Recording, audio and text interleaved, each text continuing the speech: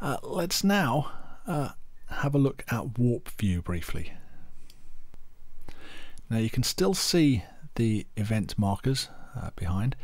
This time I don't want to be looking at the entire clip, and I'm actually going to move to slip mode to make my selections a little bit easier.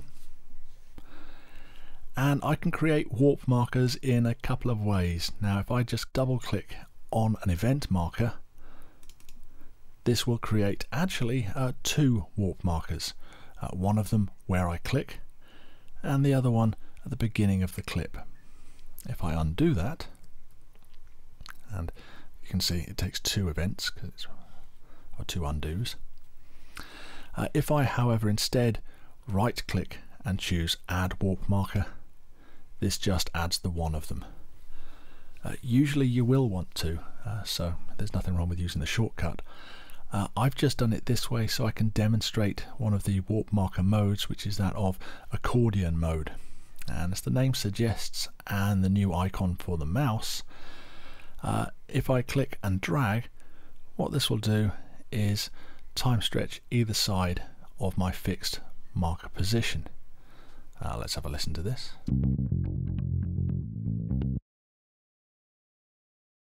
Honestly, I don't think I've ever used accordion marker outside demonstrating it in a class. Let's put that back to as it was. If I have more than one warp marker in a session, I'll just put one here. This now gives me over here what's called a telescope mode. So I could stretch this, but I don't affect anything to the right, sorry, to the left. Let's undo that. And the same goes over here. I can drag this back and forward.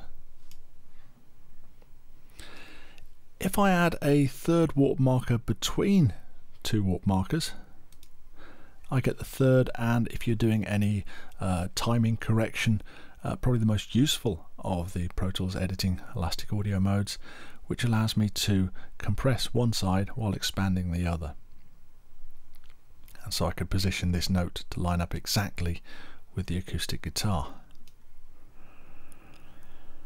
A useful shortcut to know if you are doing just single tracks, don't do this with grouped tracks, we'll see later with drums. If I hold the shift key and click, see how the marker changes, and this will create three warp markers, and one where I click and one either side at the nearest event marker. So I could now drag this to match up with the beginning of the kick. So let's give this a quick listen.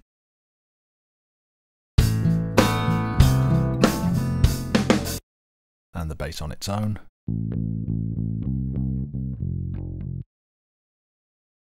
So you can see this needs to be fixed. This needs to be fixed. This is about right. I'll put in two markers here so I make sure I still fix this one and move that to there. Now let's have a listen. Let's hear that with the acoustic guitar and the drums.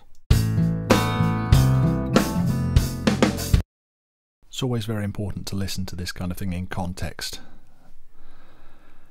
I've chosen monophonic mode for my first demonstration, and if I click on here you can see my plug-in window for Elastic Audio, and you can see that there are no extra options available with this. I could change my mode from here, but we're going to be looking at the others in the next couple of videos.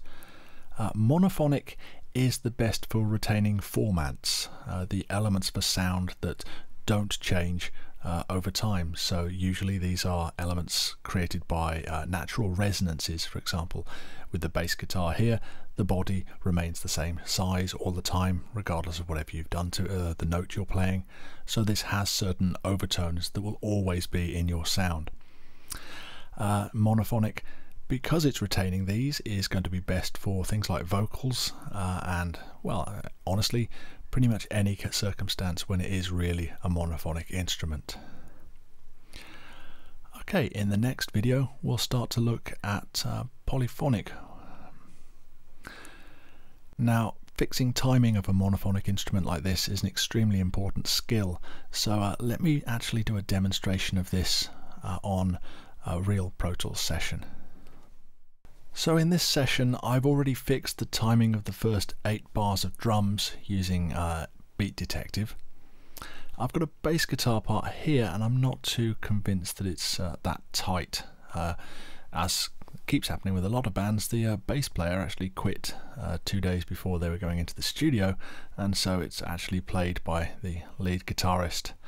And as any bass player can tell you, a bass player isn't just a guitarist with less strings. There's a whole different approach to playing it. I'm going to move this up next to my kick and snare because it'll give me a better idea of what I'm trying to lock it to. So let's select those 3 instruments now, and Option Shift click to change their sizes to medium so I can see more clearly what's going on. Let's give this a listen. Let's solo these 3.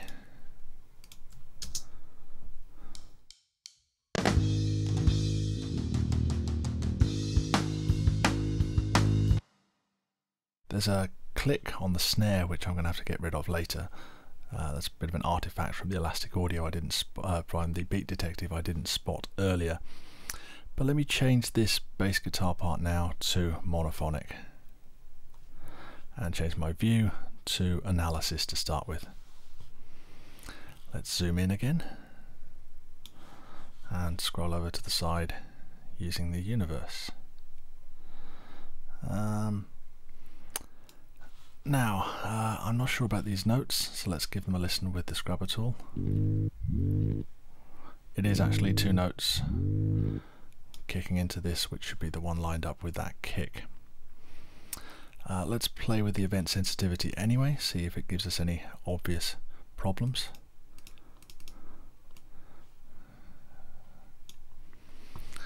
Turn this down, and okay. I should definitely be having some more. This needs to be promoted.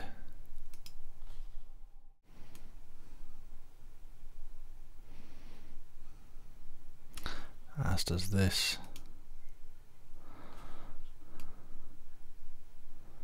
And this. And there are quite a few.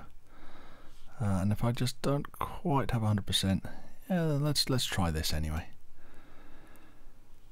Right, close that out of the way and change to warp view. My grid is currently at 8th note, so let's change it to 16th.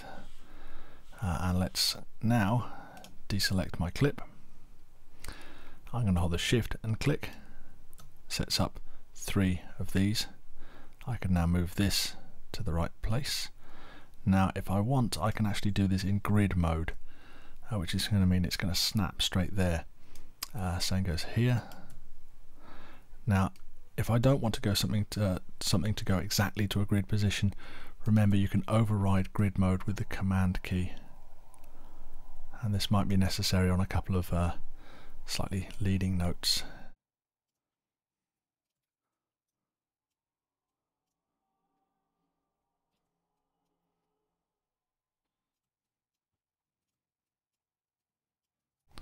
So have a look onto the right here.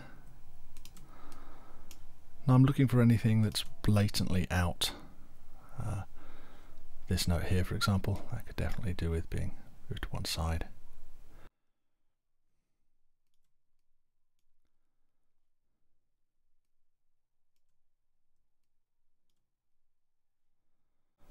Now I only fixed the timing of the drums for the first 8 bars for now, so let me leave this at this stage here rather than go through everything, and let's give a new listen.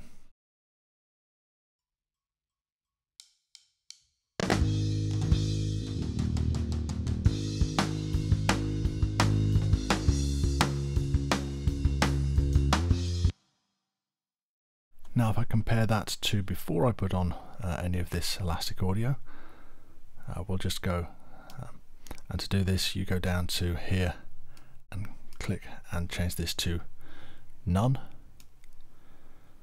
You can see that this will actually either give me the choice of commit, which will now bounce down to an Elastic Audio track, or I can just go revert, which goes to its original state.